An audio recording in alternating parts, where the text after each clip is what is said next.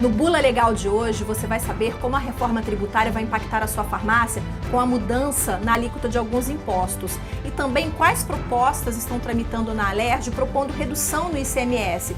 E o mais importante, como tudo isso impacta o seu negócio. Roda a vinheta.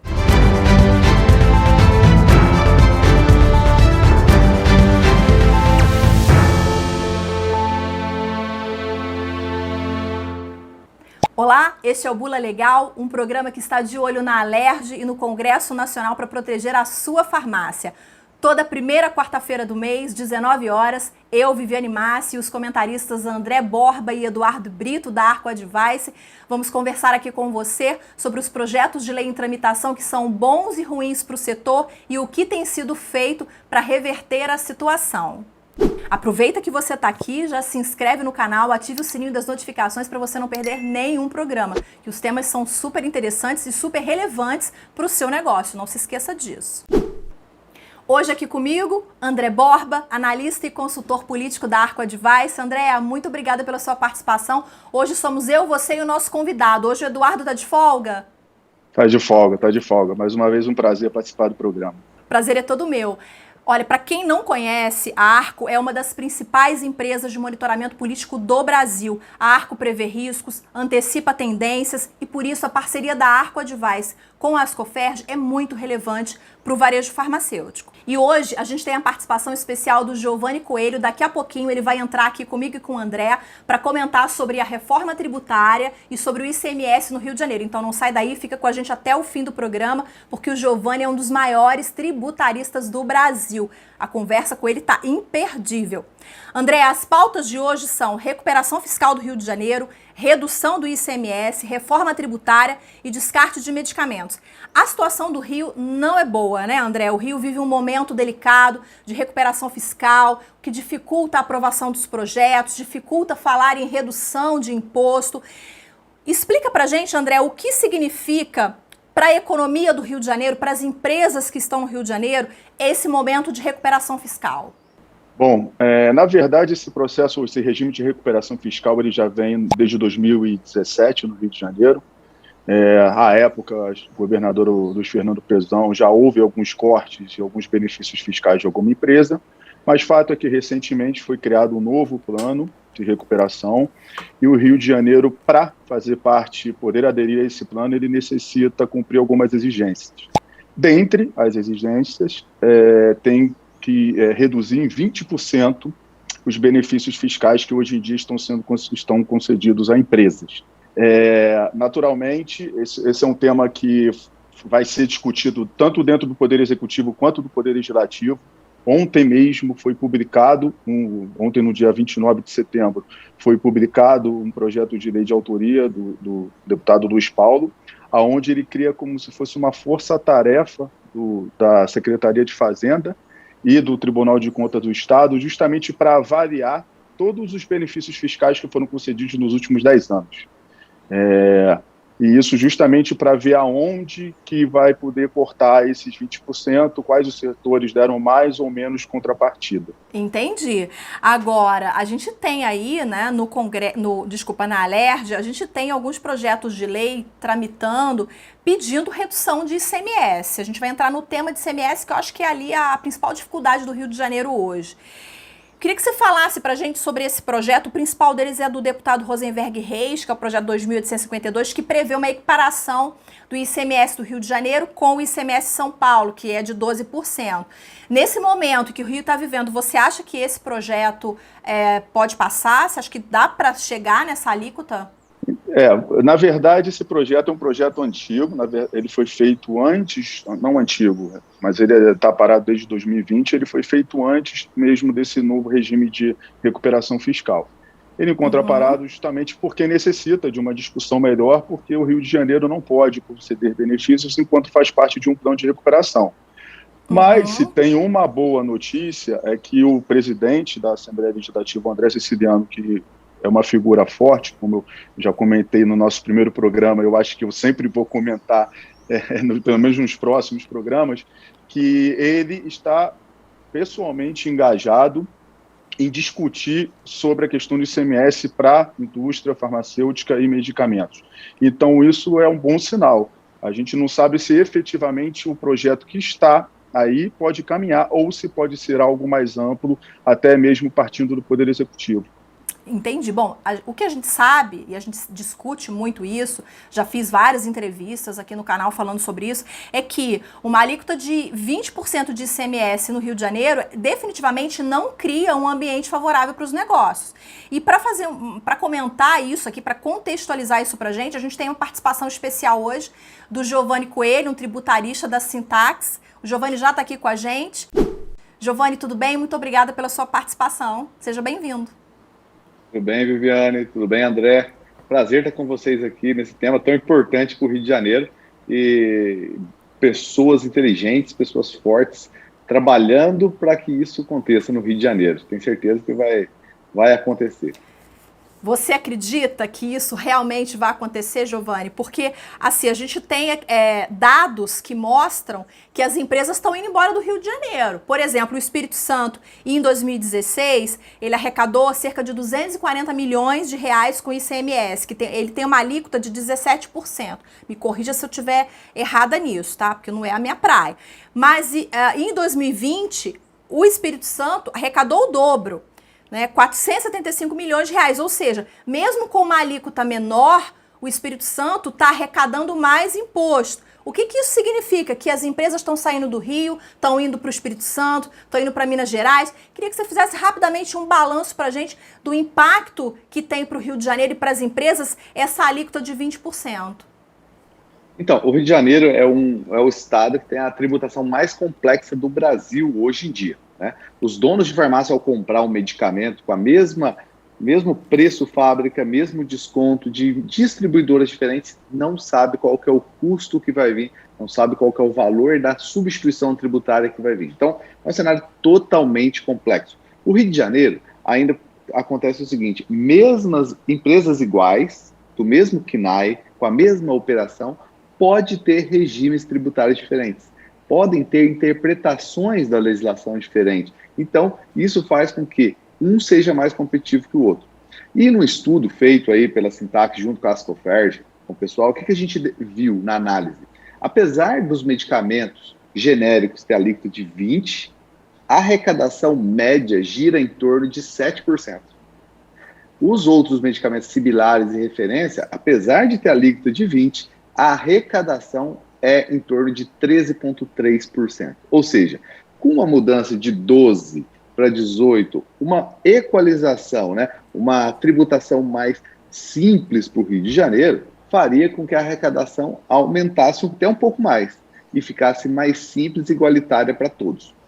Já o Rio de Janeiro, por ter tantas operações tão complexas, outros estados estão facilitando cada vez mais suas operações. Então, o estado do Espírito Santo é um estado muito simples de você abrir uma empresa, muito simples de você pegar um regime especial, muito simples de você conseguir um regime que facilite a venda para fora do estado do Espírito Santo, com benefício fiscal. Minas Gerais também é um estado que tem um facilitador muito grande de você implementar a sua empresa lá. O Rio de Janeiro já tem toda a complexidade. Então isso, hoje, está fazendo que empresas que estavam no Rio passem a sair do Rio de Janeiro e outras empresas estão indo mais para o Espírito Santo e Minas Gerais, tá? Para aproveitar os benefícios e também a facilidade tributária. Pois é, André, tomara que esse cenário mude, tomara que o presidente da Alerj realmente esteja empenhado em melhorar esse cenário econômico, né? É o que ele está demonstrando. Eu acredito que, apresentando estudos, obviamente, o doutor Giovanni pode ser uma pessoa que pode ajudar muito o presidente da Alerj, se ele quiser, apresentando estudos de simplificação da tributação. Acho que realmente é importante para o Rio de Janeiro, para deixar de perder tanto mercado para outros estados vizinhos. Pelo menos para uma concorrência mais leal, né? Não que fica desleal. Sim. Você concorrer no Sim.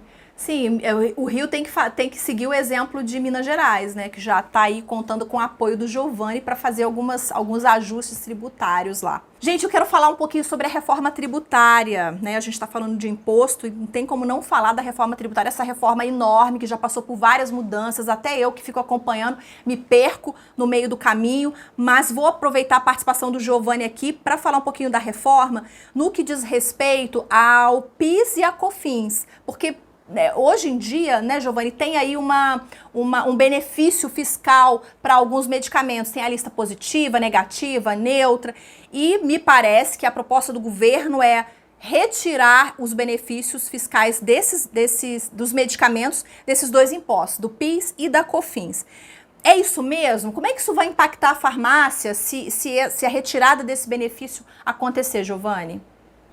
Depois o André, ele pode comentar um pouco mais sobre como que está o projeto, mas no projeto inicial, do jeito que está escrito lá, a Lei 10.147, né, deixaria de existir. É a lei que determina que os produtos podem ser monofásicos. Monofásicos é uma fase só, somente quando sai da indústria que você paga o PIS e COFINS, né? E também, então, os medicamentos monofásicos são os medicamentos classificados na lista negativa.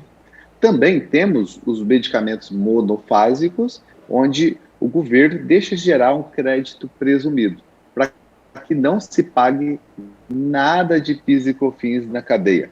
Então é o seguinte, tem muitos medicamentos hoje. Hoje a gente tem mais ou menos na CEMED uns 26 mil medicamentos. Desses 26 mil medicamentos, praticamente 25.900 é lista positiva e negativa, né? Então, o que acontece? E desses 26, uns 15 mil é positiva. Então, quer dizer, são 15 mil medicamentos que não se paga PIS e COFINS hoje. Se essa mudança for aprovada do jeito que está lá na descrição, os produtos passariam a ser tudo lista neutra. Então, o que ia acontecer? Qual que é o efeito? Imagina um medicamento que não se paga nada, que é lista positiva. Não se paga PIS e COFINS hoje. Você passaria a pagar 9,25 da indústria, a indústria reduziria o seu lucro, tá? Porque tirar 9,25 sobre o preço de venda do seu lucro. Depois, esse ICMS, PIS e COFINS viraria crédito para o próximo, mas o próximo teria que pagar também na saída, e é isso até eu chegar ao consumidor final. Então, a indústria, todas as empresas, a gente sabe que elas têm planos de meta por orçamentos. E quando ela faz o orçamento, ela tem o orçamento da meta de lucratividade que ela tem do ano. Quando qualquer coisa acontece, ela logo age para conseguir atingir aquela meta. Então, se o governo vem com uma proposta dessa, que tira o lucro planejado de uma indústria, de um distribuidor, de uma rede de farmácia, logo eles vão ter que fazer o quê? O ajuste. E o ajuste vai acontecer no preço. Redução da condição comercial da indústria, redução da condição comercial do distribuidor, redução da condição comercial das farmácias. Ou seja, o medicamento pode aumentar de 10% a 20% lá na ponta para o consumidor final. Pois é uma dúvida minha, assim, o preço do medicamento, ele é regulado, a gente sabe que ele é regulado, ele tem um preço máximo ao consumidor. Quando a gente fala que o medicamento vai aumentar, não é que ele vai passar o preço máximo ao consumidor, né, Giovanni? Significa que a farmácia vai acabar tendo que reduzir o desconto que ela repassava. E reduzindo o desconto, para o consumidor, a percepção é de que aquele medicamento está mais caro, não é isso? 2 pontos. Primeiro, esse ponto que você falou está correto. As reduções das condições comerciais, então o preço é tabelado, mas a indústria dá 20% de desconto hoje, passaria a dar 10%, tá? Então poderia mudar. Outro ponto importante também é os medicamentos da lista positiva têm um preço menor por não ter PIS e COFINS. Então ele teria que também ser reajustado pela CEMED. Tá? Então a gente também teria o efeito nos preços dos medicamentos. Seria uma confusão mesmo. Isso Entendi. Só abusando André, um pouco da presença. Como é que tá lá? Fica à vontade, pode perguntar, mas depois eu quero que você atualize a gente sobre como é que está caminhando a reforma no Congresso. Na verdade, é uma pergunta. E esse aumento natural do preço de medicamentos, isso pode afetar o próprio governo, que faz compra de medicamentos também, para farmácias populares, enfim, ou não? Não, isso aí com certeza ia aumentar o custo para o governo, seria um tiro no pé. Inclusive, a maioria dos medicamentos da lista positiva são medicamentos que o próprio governo consome. com essa mudança, o governo ia dar um tiro no pé, porque ia aumentar o custo dos medicamentos, tá? E aí, o que acontece? No fim, todo mundo perde, né? Só o governo, no caso federal, ia ganhar com o aumento da arrecadação. Mas não seria positivo. No final, ia ter vários outros efeitos colaterais aí. Como é que tá indo lá, André, no Congresso? Como é que tá andando aí essa proposta do PIS e da COFINS? Bom, essa proposta do PIS e da COFINS ela foi aprovada na Câmara dos Deputados, tá? Houve, na verdade, o relator na Câmara, ele apresentou vários pareceres, ele tinha chegado a tirar essa previsão, mas ao final votou e foi aprovado. Agora o projeto está no Senado Federal, existe um senador, chama-se Ângelo Coronel, que é do PSD da Bahia, que ele está na relatoria dessa reforma, e Viviane, não é só você que se perde com a reforma não, tá? Várias lideranças que a gente conversa, veem que a equipe legislativa, como é que vão analisar 60 páginas de reforma tributária, a cada hora que vão ler vem alguma coisa diferente, que pode com impacto diferente. Então, fato é que a reforma chegou no Senado com a expressão pouca gordura, e fato é que vão haver algumas mudanças. Eu acho que uma dessas mudanças, pelo sentimento da conversa que a gente está tendo com algumas lideranças, é que não há o interesse em cortar o benefício fiscal da indústria, né, dos medicamentos, justamente por isso, pelo temor de um aumento no preço final. Tomara, né? Tomara que eles realmente estejam pensando dessa forma. Porque eu tenho ouvido tanta coisa, que a reforma do jeito que está não vai adiantar nada, porque o objetivo inicial era enxugar, era o tal do IVA, e não vai ter mais IVA, e acho que dá até uma outra pauta para a gente aqui, para a gente discutir reforma, porque, né, não tem como... muito detalhe, né, gente? É muita coisinha que precisa... Complicado, né? Existem 4 proposições que tratam de reforma. 2 a gente considera que praticamente já foram enterradas. E existe essa que era para ser a reforma do imposto de renda, né? E agora já incluíram um monte de coisas dentro dessa reforma do imposto de renda. O próprio relator, que botaram uma faixa de isenção de 2.500 aprovado na Câmara, ele já quer subir para 5.000. Chegaram a falar em legalização de jogos de azar para aumentar a arrecadação, enfim, realmente é uma complexidade muito grande, mas para o setor de vocês eu tenho essa, não sei se é boa notícia, mas dessa impressão de que pelo menos o Senado não vai apoiar esse corte de benefício. Só lembrando que, havendo alteração no texto que está no Senado, ele precisa retornar para a Câmara, que vai dar a última palavra antes de ser remetido à sanção presidencial. Olha, eu quero agradecer, Giovanni, demais a sua participação aqui nesses 2 tópicos. Muito obrigada por parar esses minutinhos e conversar com a gente, viu? Opa, prazer foi meu, foi sensacional. Esse tema é super importante mesmo, e tem que ir para a mídia esse tema, porque essa linha ninguém está dando atenção, mas isso aí vai dar impacto para todo mundo que toma medicamentos no Brasil. Então tá bom. Obrigada, Giovanni. A gente se vê qualquer hora. Tchau. Obrigado. Valeu, André. Um abraço, Viviane. Um abraço. Tchau. Bom, eu vou seguir com o André. Não acabou, não. Fique aí porque a gente vai falar sobre logística reversa de medicamentos. Pessoal, a gente sabe que a logística, pelo Decreto Federal 10.388, ela já está em vigor, ela entrou em vigor agora no dia 28 de setembro, né? É um acordo setorial, estão envolvidos aí representantes do varejo, da distribuição e da indústria. Eu mesma já fiz várias lives sobre isso, já fiz artigo, tem muito conteúdo no canal, no IGTV da Revista da Farmácia falando sobre isso, mas existe uma dúvida, e aí eu quero pautar isso aqui com o André, que é o seguinte: o André trouxe pra gente que existem projetos tramitando na Alerj e na Câmara Municipal sobre o assunto. Projetos criando modelos de logística reversa de medicamentos. Mas, André, a gente já tem o decreto federal que já está em vigor, o setor já está operando com esse decreto. Se esses projetos que estão na Alerj e na Câmara, se eles passarem, como é que fica?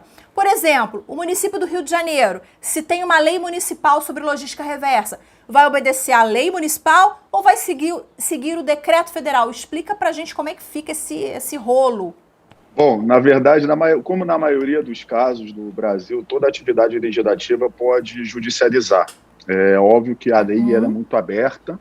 Fato é que existem 2 projetos na Assembleia Legislativa, 2 projetos na Câmara Municipal.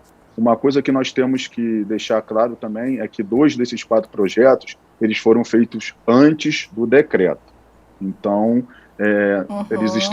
eles estão parados, os projetos todos não estão andando, e o decreto pode ser o motivo disso. Então, por enquanto, o que a gente tem é um decreto federal, que trata da coleta, da disponibilização para coleta. Não temos nenhuma lei, mas as leis inferiores, né, tanto do Estado quanto do município, elas não podem conflitar com a lei federal, elas simplesmente podem complementar. Então, a gente depende do que vai ser aprovado, se realmente esses projetos vão ter a motivação de continuar, porque como existe já esse decreto, 2 projetos foram apresentados posteriormente, então existe a intenção de alguém discutir isso, mas o fato é que a gente precisa ver o que vai ser aprovado, porque se conflitar, vai ser declarado inconstitucional. Tá? Isso é uma determinação. Tem algum movimento da Ascoferj até para tentar tirar esses projetos de pauta, para mostrar, olha, não tem mais necessidade de existirem esses projetos? Sim, já foram apresentados, na verdade, algumas argumentações junto a parlamentares, e eu acredito que até por isso que os projetos estão parados. Então, isso é um bom sinal, que às vezes o projeto custa alguém mandar arquivar um projeto de um outro parlamentar, custa que o próprio parlamentar retire o seu projeto de lei, mesmo vendo que não está de acordo com a legislação, mas só o fato eles estarem parados já é um bom sinal. Naturalmente, se movimentarem, aí a Ascoferj vai ter que voltar a campo, não só a Ascoferj, como o setor vai ter que voltar a campo para tentar não deixar com que haja uma inconstitucionalidade. E a gente está aqui para ficar de olho nos deputados, viu? Não deixar isso acontecer. Não só nos deputados, né? Os deputados, senadores, vereadores, enfim, a gente está de olho em todo mundo, né, André? André, muito obrigada pela sua participação. Eu que agradeço mais uma vez, ansioso para o próximo programa. Eu também, hein? Olha, se você gostou, deixa o seu like, compartilha, a gente tem que divulgar muito, como o Giovanni disse, a gente tem que propagar, fazer isso chegar nos gabinetes dos deputados, dos senadores, dos vereadores, enfim, vamos propagar essa informação. Então compartilha pelo seu WhatsApp com todo mundo, é super simples, super fácil, super rápido, não te custa nada. E comenta aqui embaixo o que você achou do programa, o que você está achando, se você está gostando, se você não está gostando, deixa sua dica, sua sugestão, tá bom? Bom, então obrigada pela sua companhia. A gente se vê no próximo Bula Legal. Tchau!